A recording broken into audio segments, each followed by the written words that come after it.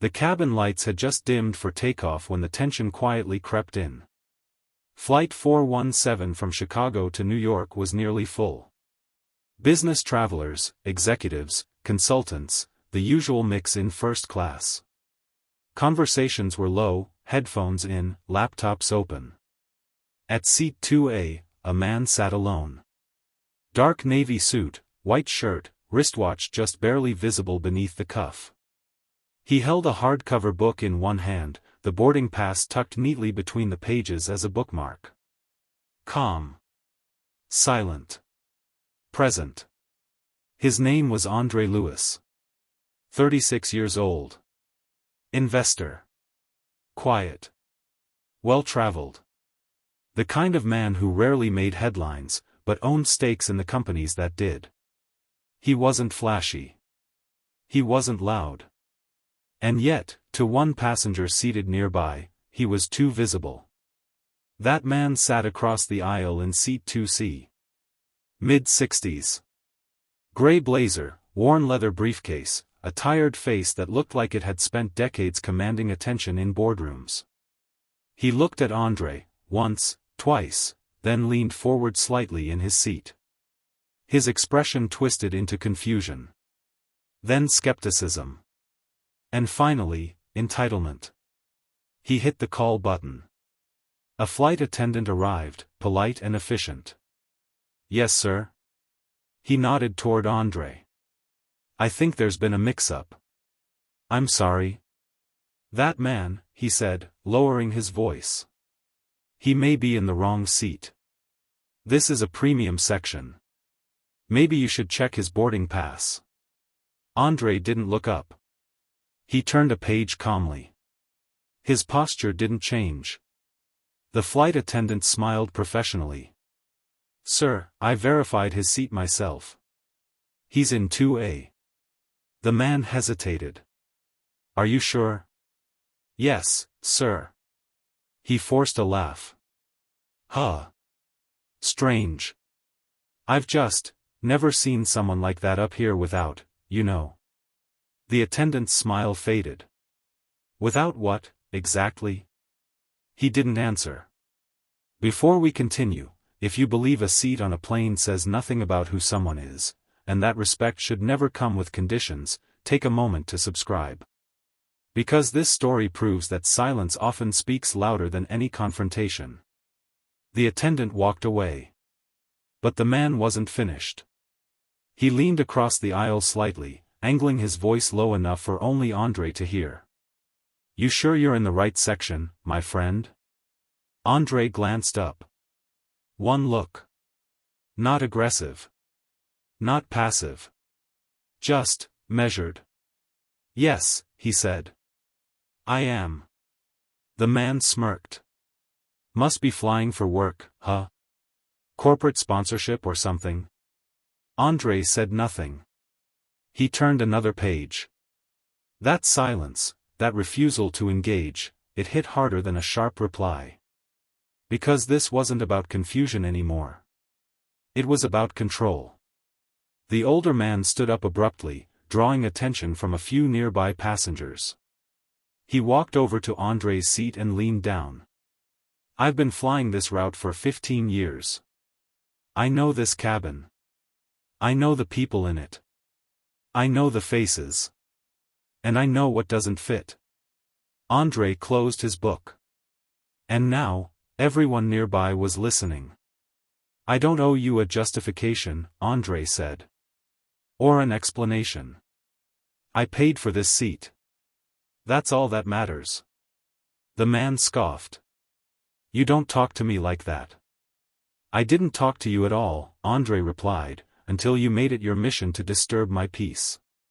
A second flight attendant approached, and this time, so did the cabin supervisor. "Gentlemen," she said, "is there a problem here?" The man gestured. "He's escalating the situation." "I've been sitting here since boarding," Andre replied. "He's been escalating since he saw me." The supervisor nodded. "Sir," she said, turning to the older man, "please return to your seat." But now, passengers were watching. Phones were discreetly raised. And tension buzzed in the cabin like static electricity before a storm. The man's voice rose. I have a right to feel safe.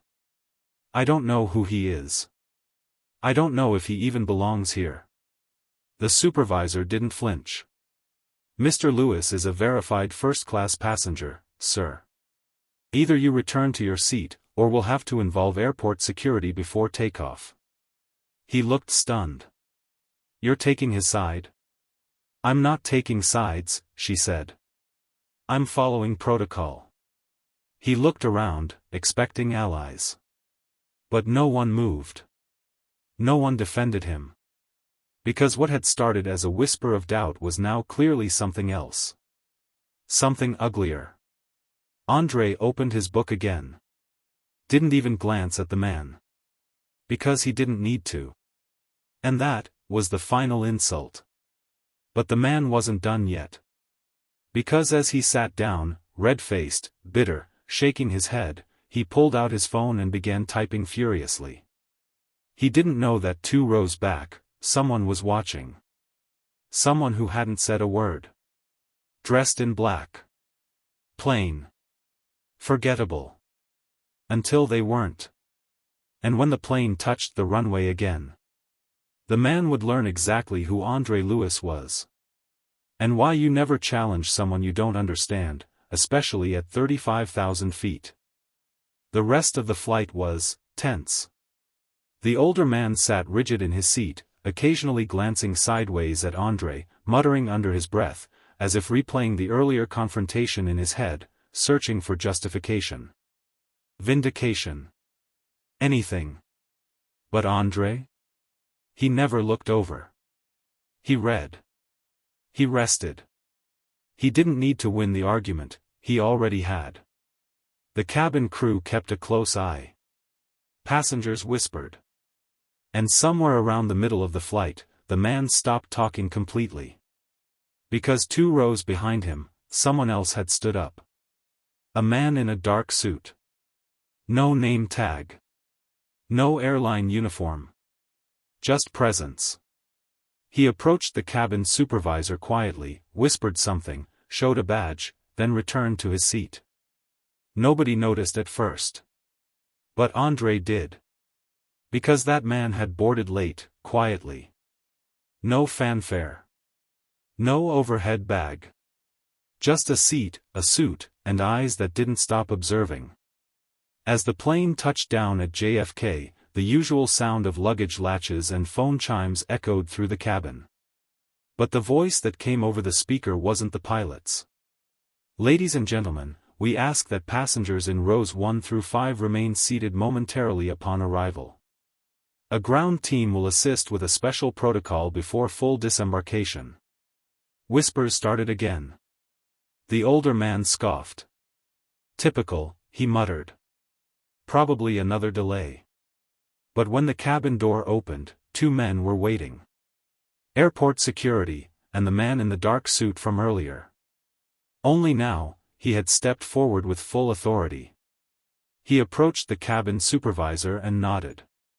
We're here for passenger 2C. That was him. He blinked. What? What's going on? You'll need to come with us, sir, the man said calmly. For what? I didn't do anything. You attempted to provoke a disturbance before takeoff. Multiple passengers reported verbal harassment, and your behavior was flagged by 2 members of the crew. The man looked around in disbelief. Because I questioned who someone was? No, the agent said, firmer now. Because you assumed they didn't belong. And tried to turn your discomfort into policy. The man turned to André. You set this up, didn't you? Who are you? André finally stood. He adjusted his jacket. And only now did the pieces fall into place. Because behind André, 2 other men stood up as well. Matching suits. Earpieces. They weren't flight attendants. They were Federal Protection agents. The man paled.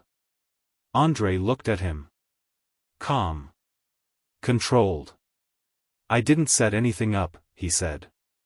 I just boarded my flight. But who are you?